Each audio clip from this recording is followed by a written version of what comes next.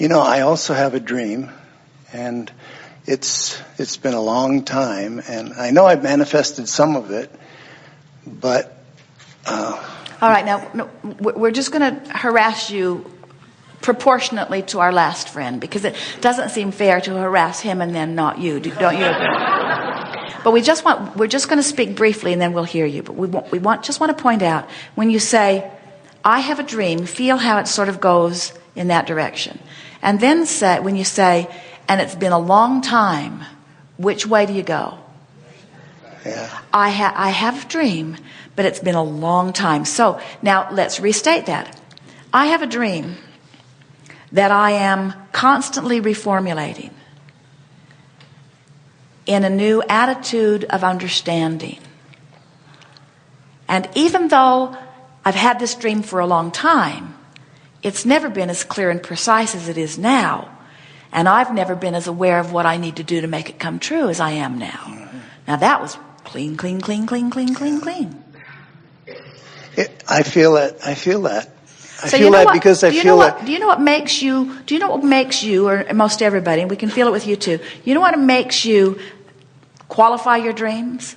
You've been so aware of people who are aware that you've had your dream, who know that your dream hasn't come about yet. So you, in your objective honesty, want to say, I have a dream and I know it hasn't happened yet. And what you want to say to all of them is, buzz off.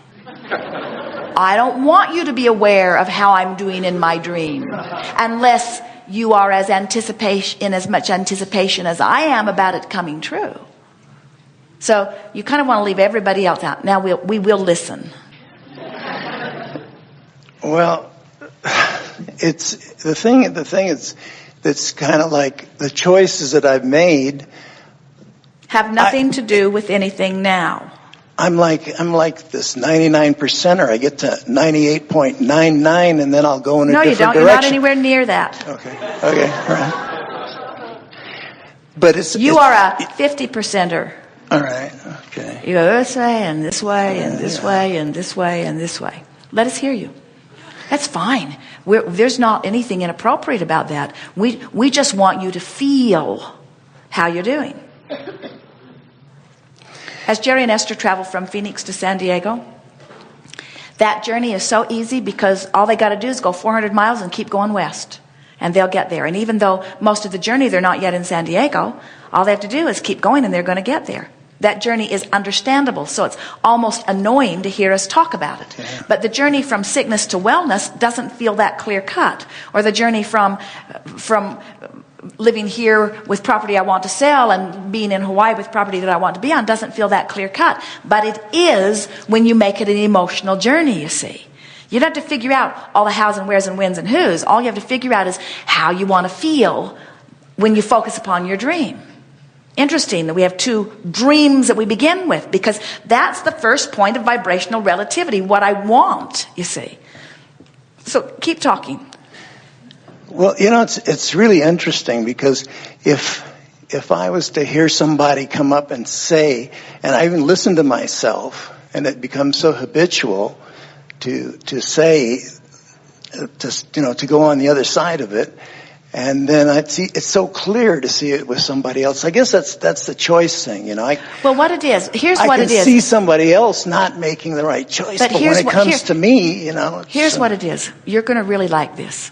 So Jerry and Esther have been traveling this nation now. They're in their 6th or 7th year of figurating around the nation. Some places they go twice a year, but they get around. They know the freeways. They know where they're going to camp. They know where they're going to put the monster bus. In most cases, they know the cities and the hotels, the restaurants, the dry cleaners. They know these cities now. And so the other day, they were traveling from a place they've been many, many times, getting ready to get onto the interstate to come to Phoenix. They were on their way to Sedona. And Magellan suggested one route, and Jerry said, I think there's a better way of doing it. And Esther said, I'll do whatever you want, because sometimes the routes are not all programmed into Magellan, and this was a particularly new road. And then Esther said, oh, I remember, I think we did that before. And Jerry said, that's right, we did. So they got on Interstate 5 just for a short while, and then took California Highway, Route 52, just for a little bit. And then they came to a juncture where 52 could go out to La Mesa, which seemed in the direction that they wanted to go, or getting on another road, 125, and then Jerry was not quite sure. And Esther said, tell me now, tell me now, tell me now, tell me now, tell me now. She had no time to wait. She had to be in the right lane to do whatever it was. And she said, oh, I'll go this way. This feels familiar. And as soon as they got on it, Jerry said, do you know why it feels familiar? We made this same mistake last time. So they did the same thing that they did last time. They waved at all their friends that they had seen before. They went off the freeway into a neighborhood, into a very congested business district, and made a very difficult U-turn in the giant monster bus, and then got going the opposite way on the freeway, and eventually, many miles and many minutes later, they were back underway, and they laughed about it. And Esther said, it's interesting. The path that we had taken actually had a vibration that called us. In other words, it was not the right road, but it was the more familiar road. And so that's what happens. Law of attraction is always giving you the road that feels most familiar. Not necessarily the road that is where you want to go, but it's the road that feels most familiar. And so it's easier to talk about where you are, much easier to talk about where you are than where you're going. But you got to talk about where you're going to activate the vibration of where you're going. We would like to encourage Jerry and Esther to play a game to turn their Magellans off for a while and just identify where they want to be and sit together and meditate and quiet their mind, and then state, each of them, a very clear statement of where they're going and the ease with which they want to go. And we could guide them impulse by impulse to not only the path that's the highlighted route, but to the path that has the least traffic, the path that has the most smooth pavement. In other words, anything that you want, if you make that a vibration that's active within you, you'll be called to. So you'll come and you might say, I don't know which way to go, but you'll have an impulse, and when you follow the impulse, you see, Esther's impulse was the impulse that was right, in the sense that it was the impulse that was the most activated. So what's your impulse? Is your impulse that's most activated the one about having not enough money, or is the impulse that's most activated within you the one about having the most? Does your impulse say, I never get a parking place? Or does your impulse say, I always get a parking place? What's your vibrational impulse, you see? You know people who always get a parking place. That's what's most active in them. And you know people who never get a parking place.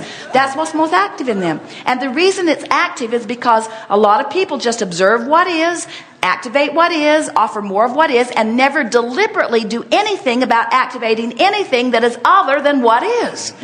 And we say, you got to do something different with your vibration if you want something to be different. That's why visualization is so wonderful, and meditation is so wonderful, and focusing on people who are having the success that you want is so wonderful, and dreaming is so wonderful, and sifting through your past for things that felt good, like this thing that you think you want. In other words, you just got to deliberately activate something that feels like where you want to go. I understand that. I'll make a choice. I see this continuously.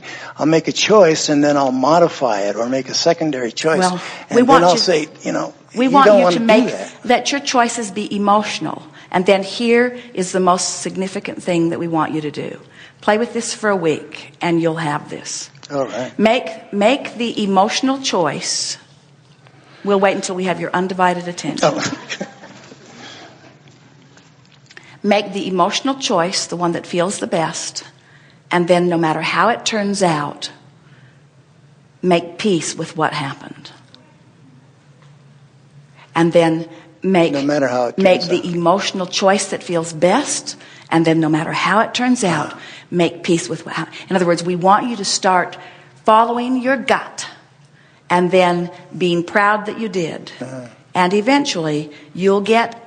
here's the thing that we feel so powerfully that we want to find a way of conveying to you.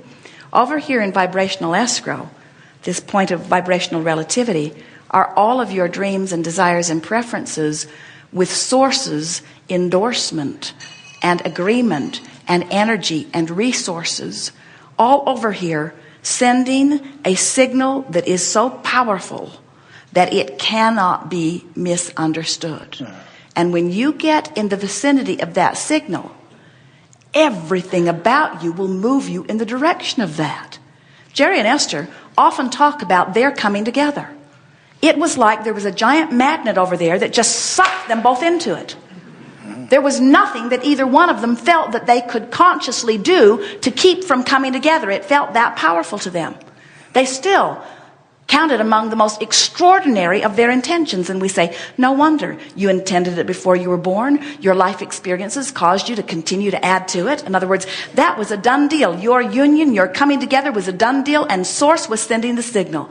And after they came together, they've named 100 or more circumstances that they now understand would have led them together if the one that led them together had not led them together.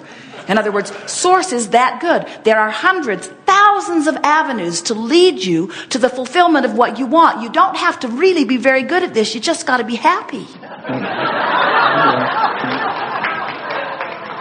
Yeah, I've also seen that in others, that, I've had enough experience, and I'll teach somebody a little bit of this, and whammo, they'll go out and do it, and I'll say, geez, I wish I could do it that well. Well, you see, the younger they are, the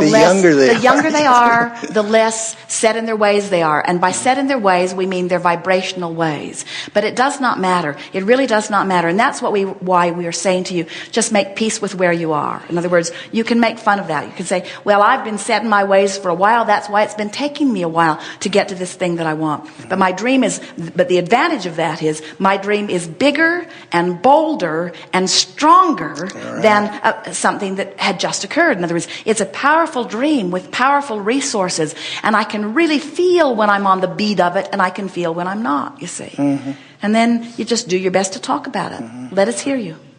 Yeah. Talking about your dream. My dream has been for... Not my dream has been. My dream is. My dream now is. When you say my dream has been. My dream is now. You hear the difference? Is not to teach. There's so much teaching and expressing in this area of create your own reality and self-awareness that I feel like, I really have a lot of wisdom pent up in this area, and I'd like to express it more. Of course you do. You know why? You were born to do that. Yeah, no wonder that's such a powerful desire. Right, and no wonder you feel such frustration when it isn't unfolding, you see. Mm-hmm. But so now talk to us about the dream. How would it be?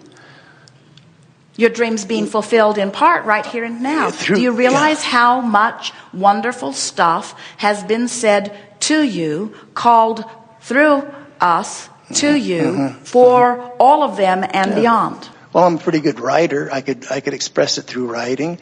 I've done some teaching. I'd like to do that. And when we come back from segment of refreshment, you don't have to come forward to the chair, because we will wedge it in all day long. But the thing we want you to begin listening for is we're going to teach all of you how to begin dialoguing in a way that makes you more of a vibrational match to your dream. Wonderful. You're doing what so many do.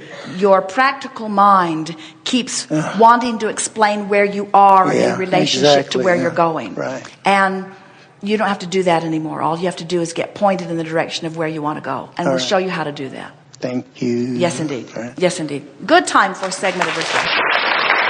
We are complete.